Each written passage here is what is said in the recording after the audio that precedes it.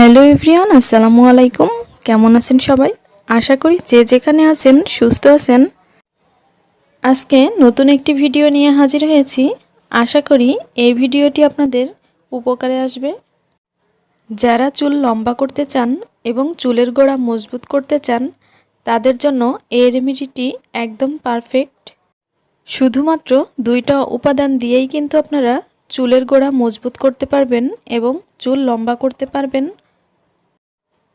এই রেমেডিটি 100% কার্যকরী। তো দেখতেই পাচ্ছেন আমি এখানে নিয়েছি একটি পেঁয়াজ আর একটি শ্যাম্পু। শ্যাম্পুর সঙ্গে দুইটা উপাদান মিশিয়ে কিন্তু এই রেমেডিটি তৈরি করতে পারবেন। তো এইখানে আমি বড় সাইজের একটি পেঁয়াজ খোসা ছাড়িয়ে নিয়েছি।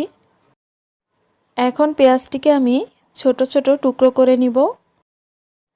দেখতেই পাচ্ছেন আমি এখানে পেঁয়াজটিকে টুকরো করে নিয়েছি আর আমি এখানে দুইটা পেঁয়াজ ব্যবহার করেছি।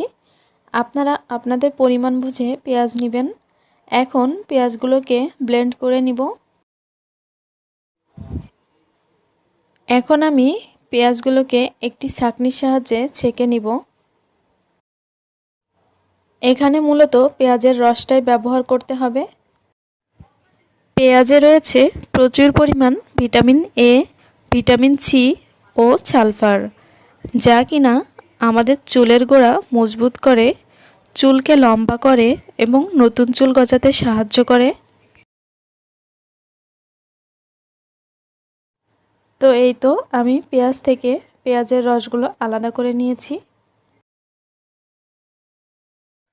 এখন আমি এর মধ্যে যেটি ব্যবহার করব সেটি হচ্ছে নারকেল তেল। আমি এখানে নারকেল তেল ব্যবহার করছি। আপনারা যদি চান এখানে নারকেল তেলের সঙ্গে কাস্টার অয়েলও ব্যবহার করতে পারেন। তো আমি সামান্য পরিমাণে নারকেল তেল এখানে নিয়ে নিচ্ছি। এরপরে অ্যাড করে দিব শ্যাম্পু। আমি এখানে সানসিল্ক মিনি প্যাক শ্যাম্পু ব্যবহার করছি। আপনারা চাইলে এখানে যে কোনো ব্র্যান্ডের শ্যাম্পু কিন্তু ব্যবহার করতে পারেন।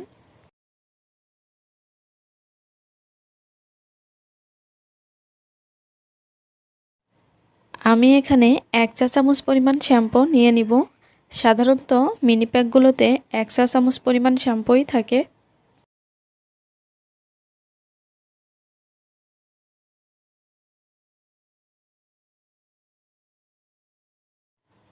এখন শ্যাম্পুগুলোকে খুব ভালোভাবে মিশিয়ে নিব। এই রেমেডিটি আপনারা সপ্তাহে 2 দিন ব্যবহার করবেন। আশা করি 100% উপকৃত হবেন। আর এটি কিভাবে ব্যবহার করবেন সেটিও আমি বলে দিব। একটি কটন বল নিয়ে আপনারা চুলের গোড়ায় মাসাজ করে নেবেন। এরপর 5 মিনিট রেখে ধুয়ে নেবেন। ভালো রেজাল্ট পেতে হলে অবশ্যই এটি সপ্তাহে 2 দিন ব্যবহার করতে হবে। আশা করি আজকের এই ভিডিওটি আপনাদের ভালো লেগেছে। যদি ভালো লাগে তাহলে প্লিজ একটি লাইক দিয়ে দিবেন। আর আমার চ্যানেলে নতুন হয়ে থাকলে আমার চ্যানেলটি অবশ্যই সাবস্ক্রাইব করে পাশে থাকা বেল আইকনটি প্রেস করে দিবেন। সবাই ভালো থাকবেন। হাজির হব নতুন কোনো ভিডিও নিয়ে। আল্লাহ হাফেজ।